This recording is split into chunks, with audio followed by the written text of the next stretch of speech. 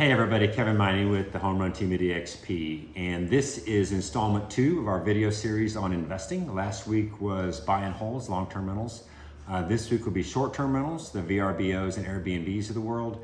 Next week, just so you know what's coming, will be flips, and then week 4 will be creative financing options to do these kinds of transactions. So this week we're doing short-term rentals.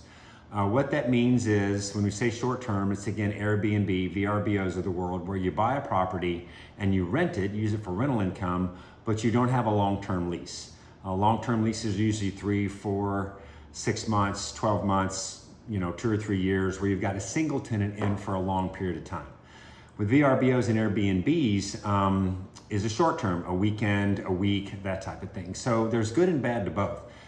The benefit of the Airbnb world is that the numbers are better in terms of what you get per night. They're a lot more expensive to stay in an Airbnb than it would be to rent an apartment per night.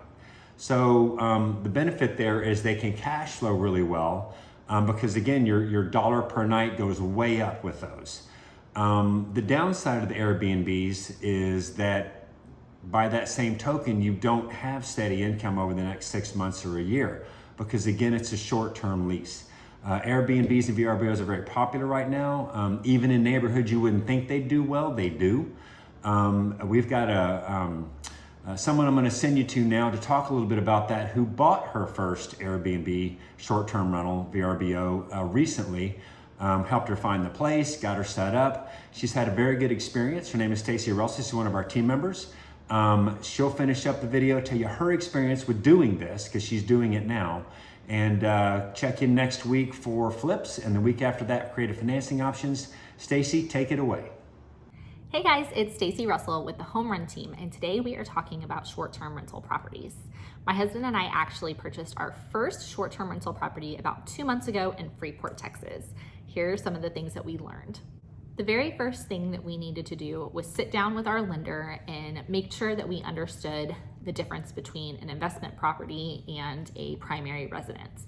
We did learn that the interest rates for investment properties is slightly higher than that for a primary residence, and that whenever we were going to the closing table, we would need anywhere between 20 and 25% as a down payment. We have lived in our home for almost 9 years, and we knew that we had a good amount of equity, so our lender was able to point us in the right direction of somebody who could help us with a home equity line of credit.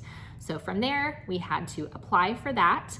They were able to tell us how much equity we can take out of our home, and then we were able to use that money as part of our down payment for the home that we ended up purchasing. Once we knew the number of how much equity we could take out, we then put the application in with our lender so that we could get pre-approved and know exactly what we could afford.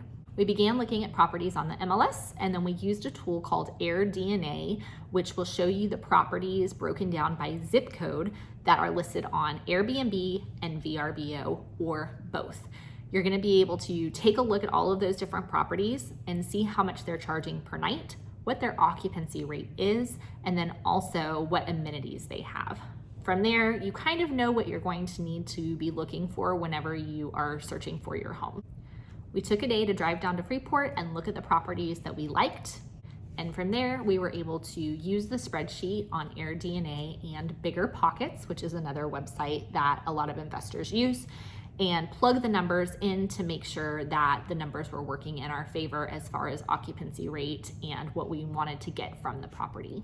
Once we found the property that made the most sense on the spreadsheet, and actually just happened to be the property that we liked the most, we ended up writing an offer and did a little bit of negotiating, and within a matter of days, we were under contract. We did hire someone to come out to do a very thorough inspection. This was an older home, and we wanted to make sure that we were not going to get into any kind of liability issues or have to deal with anything that was going to cost a lot of money to fix before we could start renting it out. After we went through the inspection process, we just had to wait for the appraisal. The appraisal came back, we made a value, and we were able to get the keys to our property and close within about 4 weeks. When we purchased this home, we knew that there were just a few cosmetic things that needed to be fixed, but overall the bones were very good on this house, and the previous owner had done a lot of updates. So we did not have to spend a ton of money or time trying to fix it up. All in all, it took us about a month to get everything up and running. We did hire a professional photographer to come out and take pictures for us, and then from there, it was just getting the listing up on sites like Airbnb and VRBO. Remember that people that are staying at a short-term rental are going to expect amenities like they were staying at a hotel. So anything that you can put into your home that is going to add value is going to really help get that clientele into your home.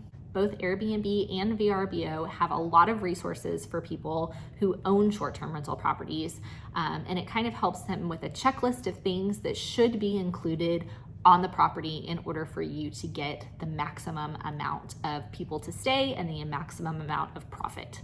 Once you start getting great reviews on Airbnb and VRBO, more people are going to start booking with you and you're going to start seeing an increase in your business. And lastly, I would just recommend that you have people on hand that you can call when you need them. A lot of different people are going to be staying in your property, and so you want to make sure that it is a seamless transition from one guest to the next. If you have any questions about investing in short-term rental properties, please don't hesitate to reach out to anyone on the Home Run team. We would love to be a resource for you and help you reach your real estate goals.